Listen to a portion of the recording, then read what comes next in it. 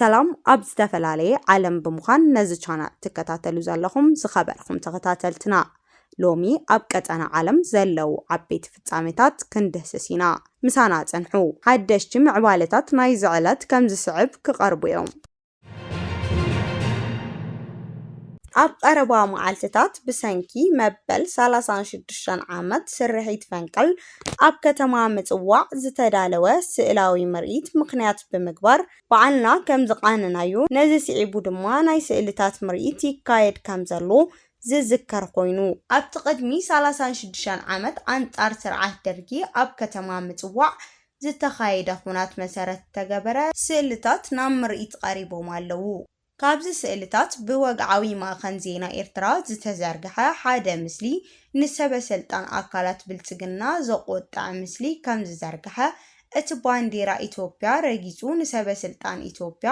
ናብ ባሕሪ ዝድብር ስእሊ ኣብ ኢትዮጵያውያን ኣዘራራቢ ጉዳይ ኮይኑ ውዒሉሎ ካብ 1991 ክሳብ 2018 ባንዴራ ኢትዮጵያ ኣብ ኤርትራ ኣብ ትሕቲ እግሪ ብምንባር ሻዕብያ ጽልኢ ናብ ኢትዮጵያ ክነዝሕ ከም ዝጸንሐ ዝዝከር ኮይኑ ኣብ 2018 ኣብ ጎደናታት ኣስመራ በኣጋር መንእሰያት እንዳተረገጸ ብቴሌቪዥን መምሕላፍ ኣብ ኢትዮጵያውያን ቁጥዕ ፈጢሩ ከም ዝነበረውን ይዝከር እዩ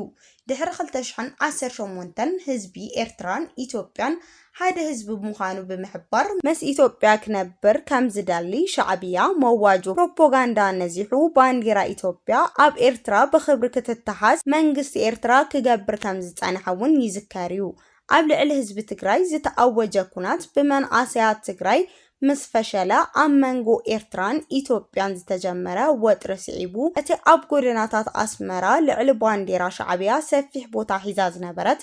ባንዴራ ኢትዮጵያ ክትእለ ኣብ ፈንቅል ድማ ኣብ ትሕቲ ጫማ ክትርገጽ ዝገበረ ሻዕብያ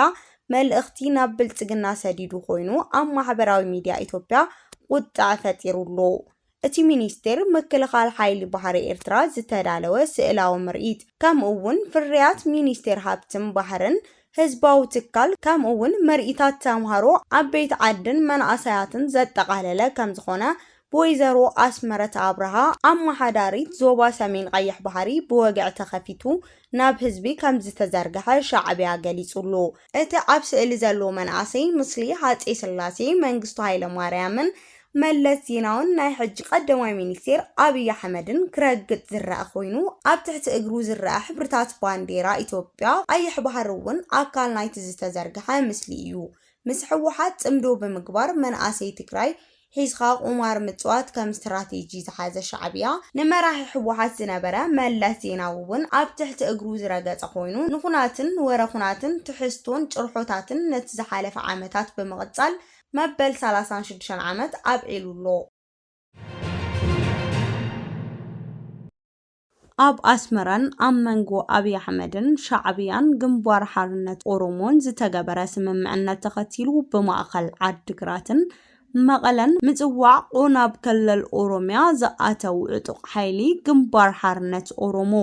ደበና ኩናት ኣብ ልዕሊ ኢትዮጵያ አንጠልጢሉ ከም ዘሎ ኣጠንቂቑ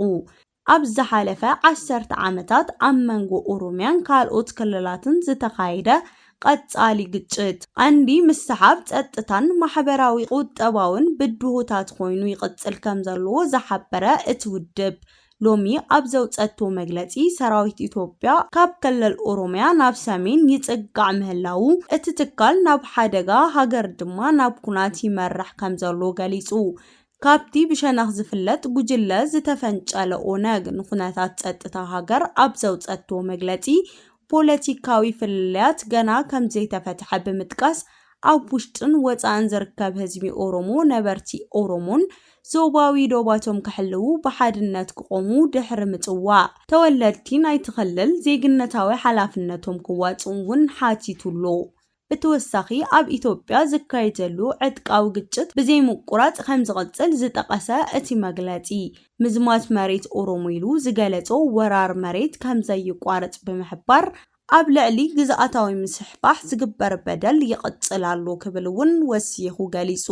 እቲ ውድብ ብተወሳኺ ኣብ ዝሓለፈ ዓመታት ዶባት ኦሮሚያ ዝሰግሩ ዕጥቃውያን ምንቅስቃስ ዘይውሕስነት ከም ዝሐየሉ ናብ ገለ ከባብታት መምሕዳር ቁጽጽር ከም ዝጠፍአን ኣብ ህይወት ሲቪል ቀጻሊ ምስንባድ ከም ዘስዓበን ዝተገለጸ ኮይኑ ናብ ኣፍ ደገ ሓደጋ የምራሕ ከም ዘሎ ገሊጹ እቲ ውድብ መፍትሒ ክገብር ዝጸውዐ ኮይኑ መንግስቲ ምስ ኩሎም መዳርግቲ ኣካላት ሓቀኛን ሓቋፍን ፖለቲካ ዘተ ክጅምር ምኽባር ዲሞክራሲን ሰብኣዊ መሰላትን ክረጋገጹ ዞባዊ ምሰሓባት ዶባት ብዘተንተነ ሕጋዊ ቅርጽታት ክፍታሕ ብምግላጽ ዘላቀ ሰላም ንምርጋጽ ኣብ ዝግበር ጻዕሪ ውሽጣዊን ሃገራውን ተሳትፎ ኣገዳሲ ምዃኑ እውን ኣስሚሩሉሎ እቲ መግለጺ ፖለቲካን ተዋሳእቲ ጉጅለታት ሲቪል ማሕበራትን ትካላት ተጣበቕቲ ሰብኣዊ መሰላትን ከምኡውን ማሕበረሰብ ዓለም ኣብ ኢትዮጵያ ዘላቀ ሰላም ንምርጋጽ ኣበርክቶኦም ክገብሩ ብምጽዋዕ ኢትዮጵያ ኣብ ዝሕጂ እዋን ናብ ኩናት እንተኣትያ ብቐሊሉ ክትወጽእ ኣይትኽእልን ክብሉ እውን መግለጺኦም ዛዚሞም ኣለዉ። ኣብ ዝተፈላለዩ ኩርናዓት ዓለም ብምዃን ዜናታት ትግርኛ ትከታተሉ ዘለኹም ዝኸበርኩም ተኸታተልትና